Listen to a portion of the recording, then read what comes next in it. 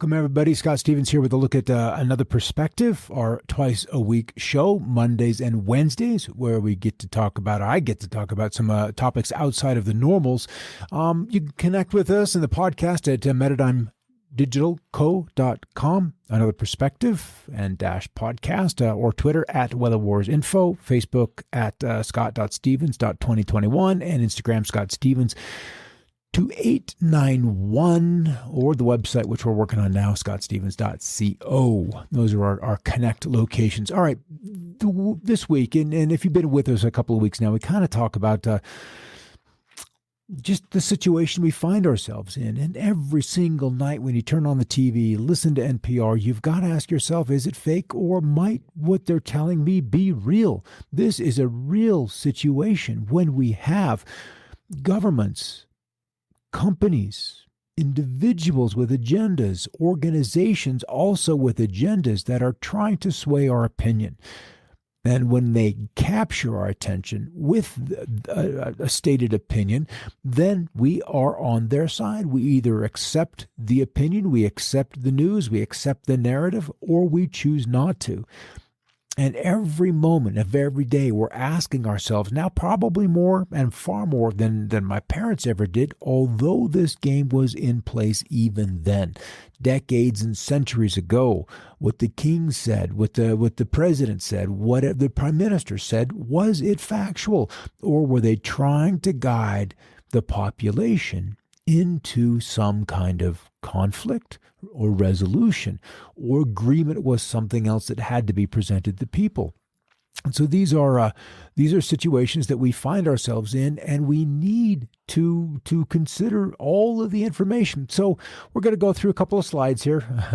We got a few going on.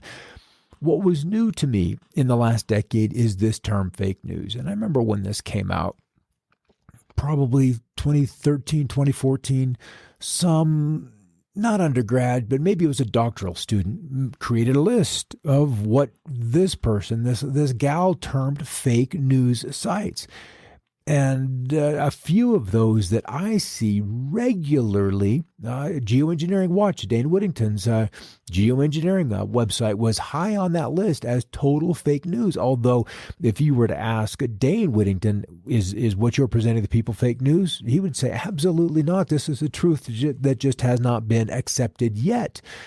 Okay, I could get on board with that, but the list of sites that she came up with, and I should have brought that up, but it was ridiculous because there was absolutely a political slant to it. It wasn't objective with any stretch of the imagination. She had just gone through the list and created a list. Good to see you guys on there. Glad to have you aboard. And then Karen, glad you're back as well. And then Ryan, you the man. We'll hit some of the topics that you and I, Ryan, had talked about. We had talked, we'll get to that towards the end of the show. And Sasha, I hope you're having a good Monday, young lady. All right, so fake news, it's everywhere and it's all the time. So what is fake news?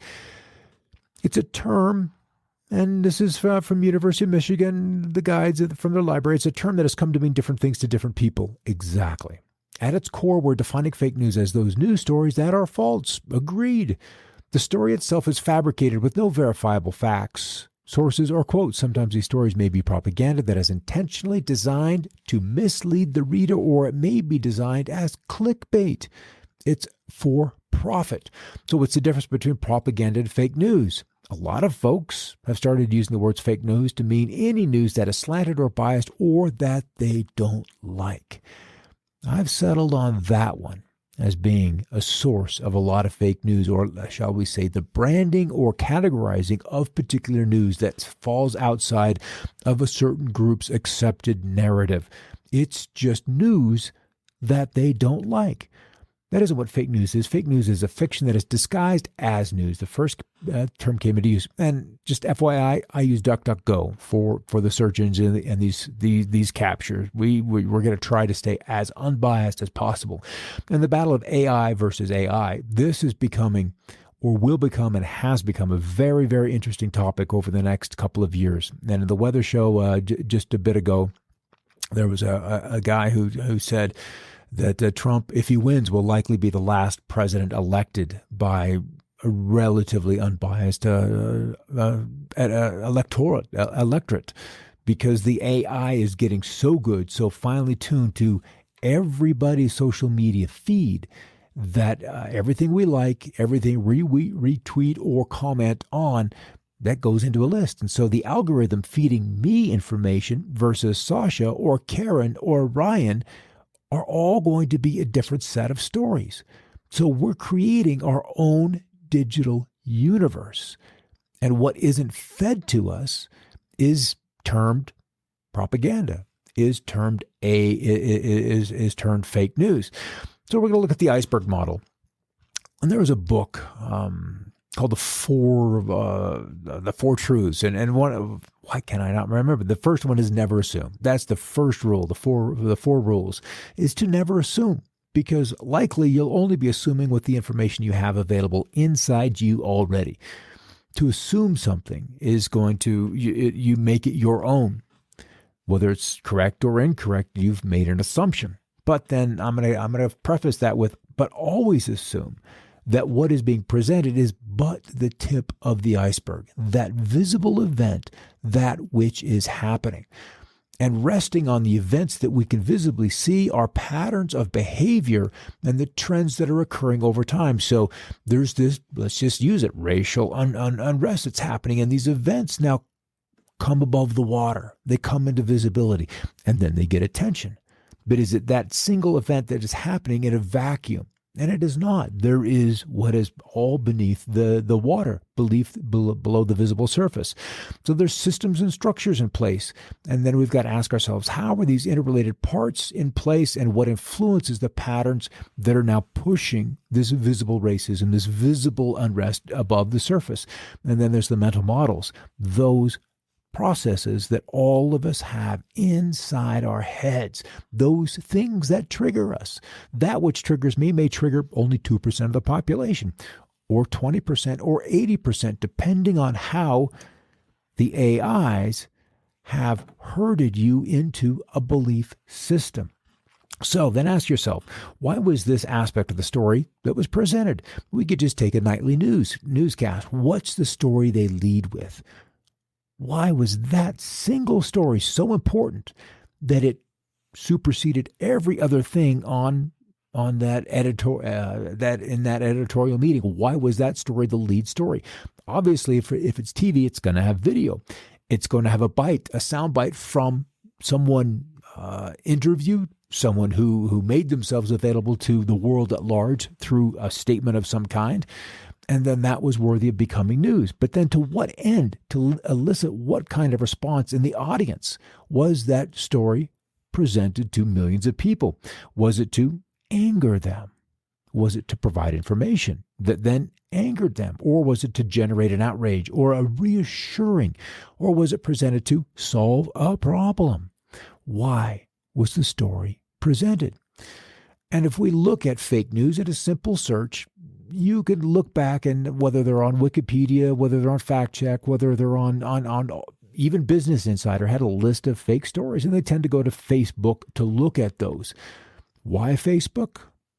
2 million or 2 billion people use that vehicle to source some kind of information, whether it's legitimate news or just what their friends have found that's been become, believe it or not, and it's kind of crazy, people's source of information. Even 15 years ago, we used to have to type in a website and then go to that particular blogger's or news source's opinion for what was happening in the larger world. And even then, that person had to go find their information that then they formed an opinion about before they would write up a missive for the day. So debunking false stories, archives, factcheck.org, these are some of these fact check organizations that works with Facebook work with Twitter, with these other social media giants. So who checks the fact checkers? And this really is where let's just say that we're probably not done with lawsuits to determine what is a fact and what is an opinion or what is a narrative. I think that's likely what'll happen. Karen says, it's very frustrating when people insert their biases in the proliferation of sharing unverified information. What happens to the truth of Walter Cronkite? And was Walter Cronkite, is he that standard bearer?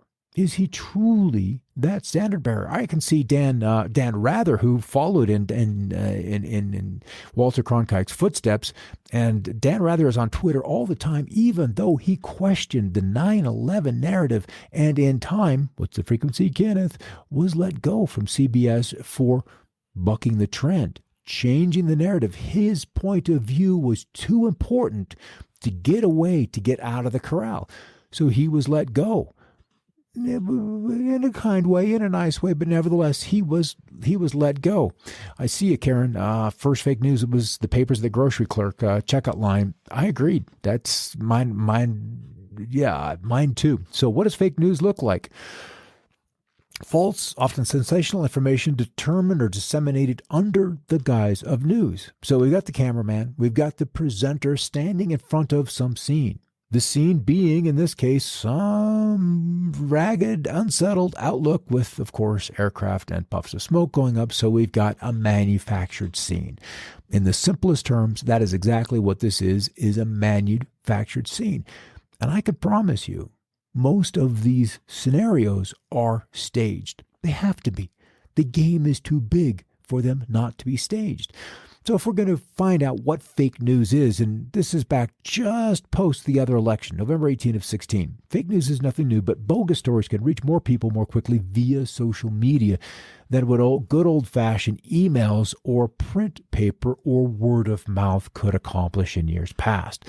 People are concerned about the phenomena that led Facebook and Google to announce that they will crack down on fake news sites, restricting their ability to garner ad revenue. Demonetization. Perhaps that could dissipate some of the malarkey online, although news consumers themselves are the best defense against the spread of misinformation. And in my eyes, that's exactly where the responsibility should lie. Let the universe be a free-for-all. Let that information go and let the people decide for themselves. There's enough people out there that see the world as flat. Probably no matter how high you get them, that world will always be flat. But what damage is that? And anti-vaxxers. There was a time humanity survived before that happened. All right, Karen, here you go. First fake news. Hillary, 6 months to live. The Inquirer, The Star. The list is long of those rags, I believe they were termed, at the checkout stand. And there was always maybe a little bit of truth in there. An incredible photograph that you just always captures your attention. You look at it, you stare at it, and you're like, can that really be real? Maybe it isn't. But nevertheless, and then often the stories are more so about fantastic events that happen to individuals who seem to be good, honorable, and upstanding people. But of course, it's a heartbreaking thing that just tears at your heartstrings.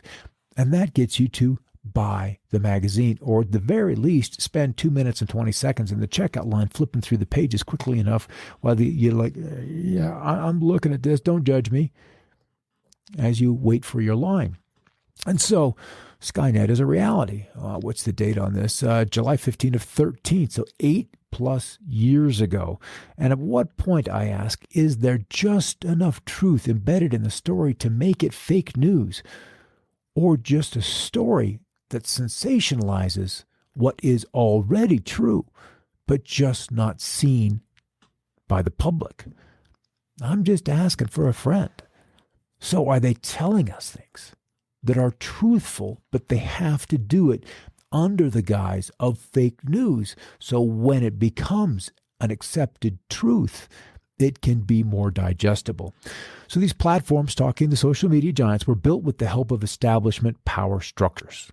And if you haven't researched how Facebook and a particular 3-letter agency got together, it's really, really a very fascinating deep dive. And these structures are maintained with the consent of those power structures. How come you don't believe that these other ones? Instagram was a great platform, and then Facebook bought it. Venture capital money came in, and these guys who maybe, truly don't know the history of Instagram, but nonetheless, they were an up-and-comer. They had built an audience. They created some kind of pathway, clicks and buttons to be able to take a story, add a picture to it, a narrative, and then share it, that became very, very popular, much like TikTok has now. And as people use it, the people being the product, the more people using the app, the more valuable the product, because you're building people inside a corral, then you're selling the corral with the chattel inside it. So a few giant platforms sucking up all the human conversation to then censor those conversations in alignment with establishment interests is an extremely valuable asset to the powerful. And they're not going to let it go easily. It is an extremely effective weapon against dissident thought.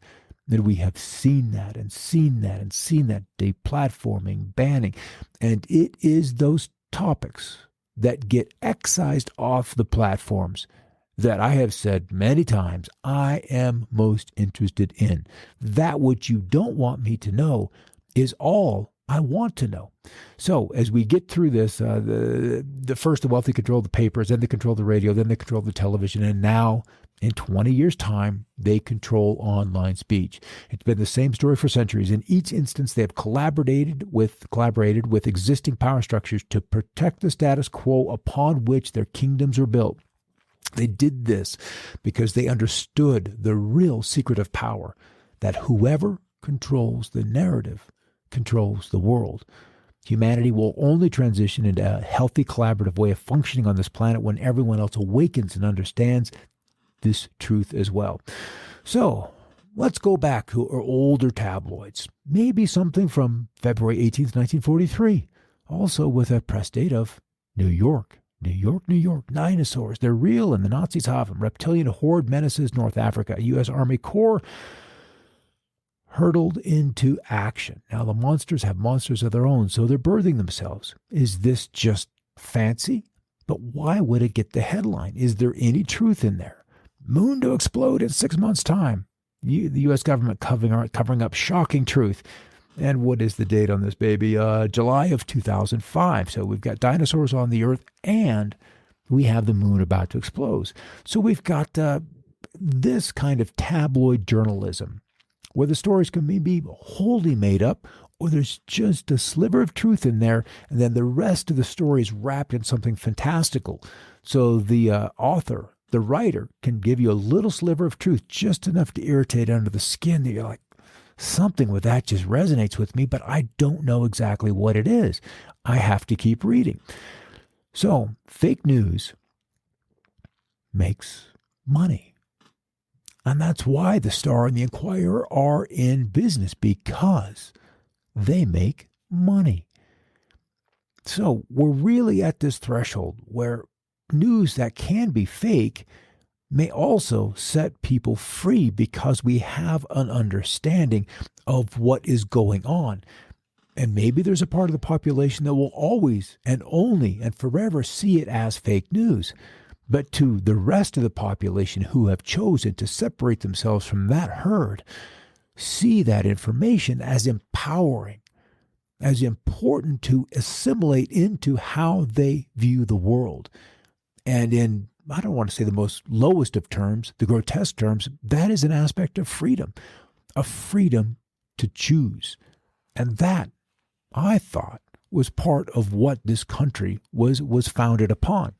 So fake news, also known as fictional news, characterized by outlandish cover stories, we just saw a few of those, about paranormal and supernatural events. Any explicit claims to the truth are obviously belied by their only semi-serious and comedic tone. Okay, conspiracy theory, bad explanations designed to glorify the author and undermine their perceived nemesis. Alas, believed by many people and not always benignly. Okay, journalism, here we go, baby. Journalism, professional gathering and reporting of information to society.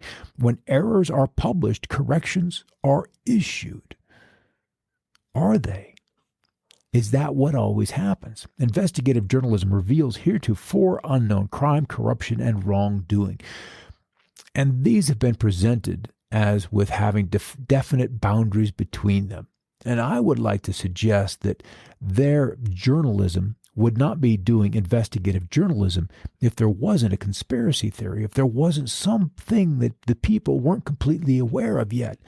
Because if journalism was just a repetition of facts that were wholly unhidden, then prior to it being revealed, then it would have been a conspiracy theory? Am I wrong? So when does old factual news become new fake news? Something that was as fact admitted in text, but then becomes, something that is completely dismissed as that never happened. Well, and these are just two examples because I don't have a lot of time. And if you want to, we can do these for weeks and weeks and weeks. We can do shows on stories that have been memory holed. Here we are, 6-foot men, but we have skeletons of beings that were much, much larger. And that would begin to explain why some of the architecture, some of the monuments, the memorials, the wonders of the world are so large. Is maybe, remember that movie? It's not that long ago, 5-6 years ago, Downsizing, where they promised the people all of the riches of the world if they would just take their 6-foot bodies and end up as 4-inch people. Might have been 5 inches or 6 inches, but nonetheless, it was to be much, much smaller because then your resources would last. How many people would a marshmallow feed if they were of that smaller size? And that's what's happened from larger to smaller. And the stories in what were factual news is, don't just disappear. You can't delete that stuff because it's been microfished, it's been in paper. So there's a history of very, very large people.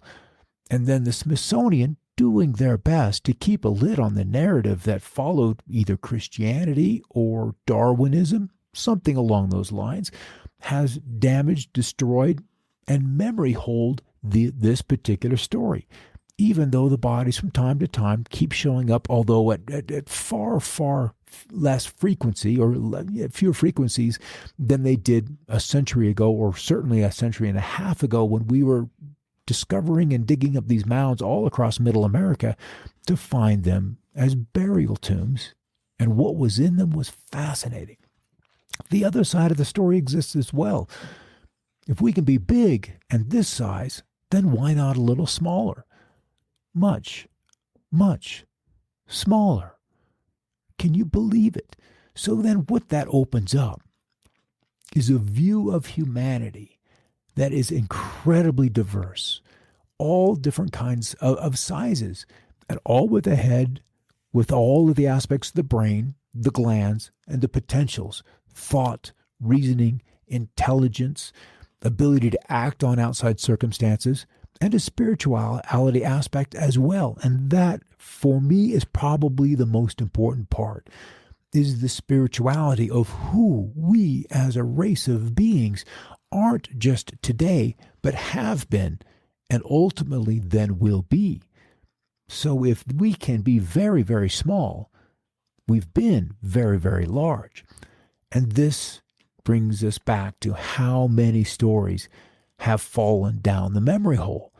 What is the memory hole? War is peace, and of course, freedom is slavery. Ministry of Truth, 1984. Had to read that when I was a sophomore in high school.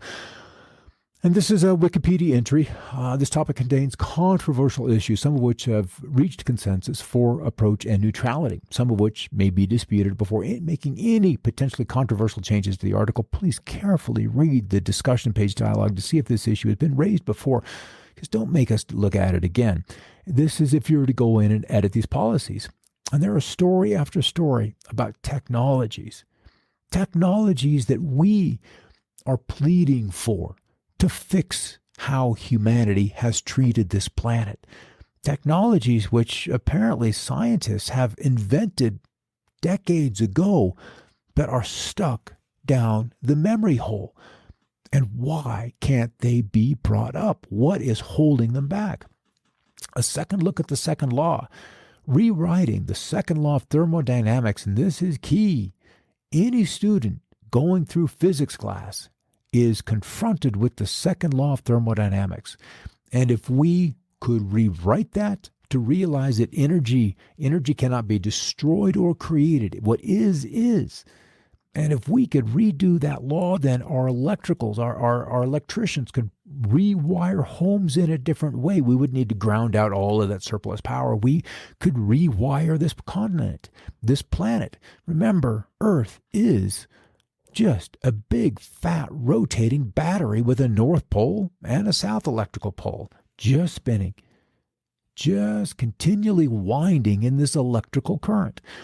So, in 2011, a respected math professor submitted a pro-intelligent design article called A Second Look at the Second Law to the Journal of Applied Mathematics. It was peer-reviewed, accepted for publication until some blogger, whoever that is, wrote into the journal editor denouncing the article, after which the editor violated his own journal's professional standards and pulled the article from the publication queue. The author sued and won. The publisher was forced to print an apology and pay the author's $10,000 attorney's fee, but then they still refused to publish the article. Because today in science, if it isn't published, it doesn't exist. If it isn't peer-reviewed, it's not worthy of our attention. So in 2012, another journal, The Mathematical Intelligencer, published a rebuttal to the article, which, remember, had never been officially published in any peer-reviewed journal. The author wrote a rebuttal to the rebuttal, and then the Mathematical Intelligencer refused to publish it. So if we could change this simple law, the 21st century would hold an incredible potential for humanity. Oil and gas. Oil would be nothing but a lubricant or some medical needs. And then energy from the vacuum, energy from the ethers would simply exist. And all of this angst over CO2, this angst over immediate and urgent climate change, all of this would simply be wiped away. But why cannot, or why can some simple blogger write to a journal editor and get this paper, this research pulled back and not published, ending, for a time, the hopes of rewriting the second law of thermodynamics? Other unbelievable things that, if we knew were out there, would also change our worldview. Large things that have stories in the ocean, beings from other places, other technology that is very, very old. Points of view from Julian Assange, a hero to the left when he leaked the secrets of the Bush wars. But now that he's released the truth about Hillary's crimes, because, crime is political, he's a spy that's controlled by Putin and Trump. And if we're a nation that is afraid to let its people judge the truth and falsehood in an open market, is a nation that is afraid of its people. That, my friends, is the purpose of the memory hole. And now we have celebrities who, because of their effects on the world stage or a nation stage like Lincoln, just days after the end of the war was shot, and he told his butler goodbye. He knew something was happening, even though he had dreams for 3 consecutive nights prior to the shooting that he would be shot. But did he stage that? Did he live on knowing that his life was at too great a risk? Are there other political characters, other people on the stage that also have staged their deaths? Have they come back? Might they come back at a point in time, creating a raft of fake news, casting a new light on stories that were long ago buried and accepted as nothing but fact, but need to be reviewed with more information because we've made assumptions about the news that were not true? How many of them are there out there that have stories to tell that will completely change the narrative? A memory hole is a mechanism for the deliberate alteration or disappearance of inconvenient or embarrassing documents, photographs, transcriptions, or other records, such as from websites or other archives, particularly as an attempt to give the impression that something never happened. The concept was first popularized by George Orwell's 1949 dystopian novel 1984, where the party's Ministry of Truth systematically recreated all potentially embarrassing historical documents, in effect rewriting all of history to match the often changing state propaganda. There's a big story that's happening right now that continues to be altered. First, we have to wear a mask. then it doesn't help. First, we need to lock down because we saw the stuff coming out of China. Yeah, that makes sense. Keep me safe. Keep me safe. When a person's safety supersedes our ability and freedom of speech, our ability to interact, our ability to be human beings, then it's gone too far. Then it's too much. We all have the right to make choices. And if we're not free to make our own choices, there's plenty of YouTubes out there with kids doing stupid stuff, but they learn. They have an experience, and maybe there's a scar, and maybe there's a broken arm, a broken leg, but there's a lesson learned. And we're avoiding learning lessons with this putting safety atop everything else. The dead horse theory. The tribal wisdom of the Dakota Indians, passed on from generation to generation, says that when you discover that you're riding a dead horse, the best strategy is to dismount. However, in modern business, education, and government, a whole range of far more advanced strategies are often employed, such as buying a stronger whip, changing riders, threatening the horse with termination, appointing a committee to study the horse, arranging to visit other countries to see how others are riding their dead horses, lowering the standard so that even dead horses can be included, or 7, reclassify the dead horse as living impaired, hiring outside contractors to ride the dead horse because that'll surely solve it, or even harnessing several dead horses together to increase the speed at which the dead horse carries you, providing additional funding or training to increase the dead horse's performance, or doing a productivity study to see if lighter riders would improve the dead horse's performance, declaring that as a dead horse does not have to be fed, it's going to be less costly. Less costly, carries lower overhead, and therefore contributes substantially more to the bottom line of the economy, or rewriting the expectations of performance required for all dead horses, and then promoting, of course, the dead horse to a supervisory position of hiring another horse. This is where we are. We're at the point where it's time to change horses. There's something coming, and the old systems will not carry us across the bridge to that which is coming. And all that can be deployed to keep us from seeing that the horse is dead is being deployed to keep us on the dead horse. We're almost there, guys. We're almost there. The next month will be big, and the month after that even larger yet, as we recognize and see through the fog and recognize the horse is dead and create and understand and envision new systems so that that can carry us and the generations to follow across the bridge to a better, brighter future. All right, Scott Stevens here on Another Perspective. Thanks for stopping in. Good to see you. Yeah, Ryan, a lot of Nephilim, who knows? Who knows? But it's time to open up the archives, whether they're under the Vatican or the Smithsonian. There's a lot to see, a lot to learn. And who knows what survived the library in Alexandria. That's where I'd like to go. All right, guys, catch you on Wednesday, Tuesday for a look at some weather. And maybe we'll look at cloning. Maybe we'll look at some of these artists and see what's up with that. All right, guys, have a great night. And in the meantime, keep looking up.